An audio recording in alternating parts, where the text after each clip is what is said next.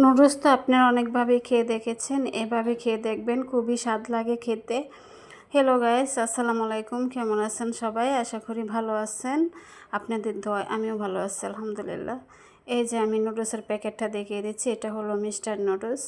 তো প্যাকেটের ভিতরে নুডলসটা আমি দেখিয়ে দিচ্ছি। এই দেখুন, প্যাকেটের ভিতরে এরকম আর দুটো প্যাকেট থাকে, একটা বোধহয় তেল আর একটা মশলা। আমি এটি সাইডে রেখে দিচ্ছি।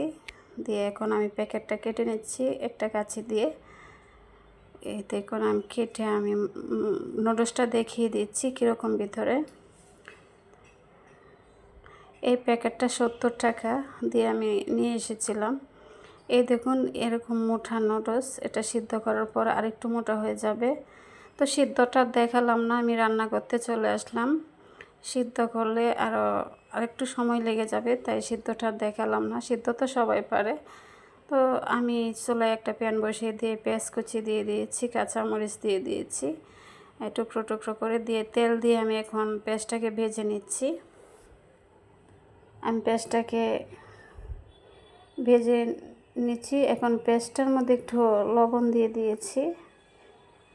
দিয়ে আমি এখন ডিম ভেঙে দিচ্ছি দুটো।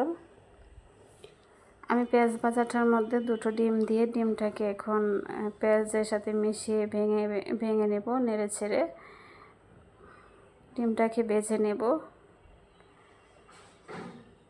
ভালো করে নেড়ে ছেড়ে দিয়ে এখন মশলাটা, যে নুডলসের যে দুটো মশলা, সেগুলি আমি মিশিয়ে নেব, মানে ডিমের সাথে দিয়ে দেব আর কি। তো সবটা মশলা আমি দিয়ে দিয়েছি ডিমের সাথেই। এটা একটা বড় প্যাকেট, মানে বড় মশলাটা, অনেকটা মশলা থাকে প্যাকেটটা অনেক বড় থাকে, অনেকটা মশলাই। এখন ওই যে আরেকটা তেলের মতো যে মশলা, সেটাও দিয়ে দেব। দিয়ে আমি ভালো করে যেটাও দিয়ে দিচ্ছি। তেলটা যে দিয়েছে, সেটা কিসের জন্য দিয়েছে জানি না, নিশ্চয়ই কোনো ফ্লেভারের জন্য দিয়েছে। আচ্ছা, যাই হোক, আমি দিয়ে দিয়েছি। দিয়ে আমি ভালো করে ডিমের সাথে মিশিয়ে নিয়ে ভেজে নিয়েছি। এখন এই দেখুন, নুডলসটা আমি সিদ্ধ করে রেখেছিলাম, যে নুডলসটা দিয়ে দিয়েছি। আর নুডলসটা এরকম হয়েছে সিদ্ধ করার পর। তো আমি এখন ভালো করে মিশিয়ে নিচ্ছি, ডিমটার সাথে নুডলসটা ভালো করে মিশিয়ে নিচ্ছি। তো এই পর্যায়ে আপনারা যারা ভিডিওটা দেখতেছেন, প্লিজ আমার ভিডিওটা একটা লাইক দিয়ে ভিডিওটা কন্টিনিউ করুন। আপনাদের একটা লাইক আমার কাছে অনেক মূল্যবান, আমাকে অনেকটা উৎসাহ করে ভিডিও বানাতে, আর অনেকের কাছে পৌঁছে যায়, আপনাদের মতো অনেক বন্ধুদের কাছে পৌঁছে যায় ভিডিওটা। তাই প্লিজ আমাকে একটু সাপোর্ট করেন। তো এই পর্যায়ে আমি দিয়ে দিয়েছি একটু ভাজা জিরার গুঁড়া, আর দিয়ে দিয়েছি গরম মশলার গুঁড়া। আমি আমার পরিমাণ মতো দিয়েছি, দেখতেই পেরেছেন, আমি হাতে দিয়ে দিয়েছি। দিয়ে আরেকটু নেড়ে ছেড়ে দিচ্ছি। এই মশলাগুলোকে আমি মিশিয়ে নিচ্ছি নুডলসের সাথে। আর এইভাবে স্টেপ বাই স্টেপ মশলা দিয়ে নুডলসটা রান্না করলে অনেক, মানে কি বলবো, অসাধারণ স্বাদ হয় খেতে। আমি ভালো করে মিশিয়ে নিচ্ছি মশলাটা নুডলসের গায়ে।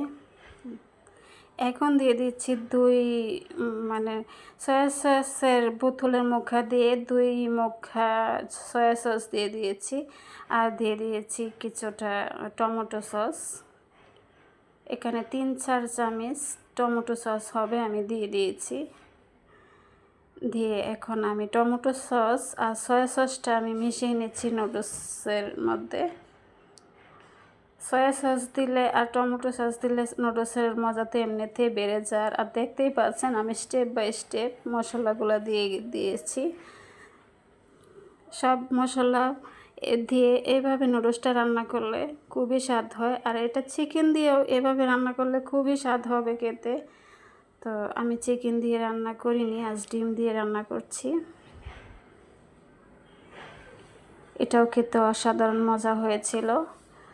তো আমার নুডলস রান্নাটা কেমন হয়েছে আপনারা কমেন্টে জানাবেন। যদি ভালো লাগে তাহলে আমার চ্যানেলটা সাবস্ক্রাইব করে, লাইক, কমেন্ট করে আমার পাশে থাকবেন। আপনারা যদি আমার পাশে থাকেন তাহলে আমি সামনের দিকে এগিয়ে যেতে পারবো ইনশাল্লাহ। আপনাদের সাপোর্ট ছাড়া আমি এগোতে পারবো না, তাই প্লিজ আপনারা আমাকে সাপোর্ট করেন, আমার পাশে থাকেন।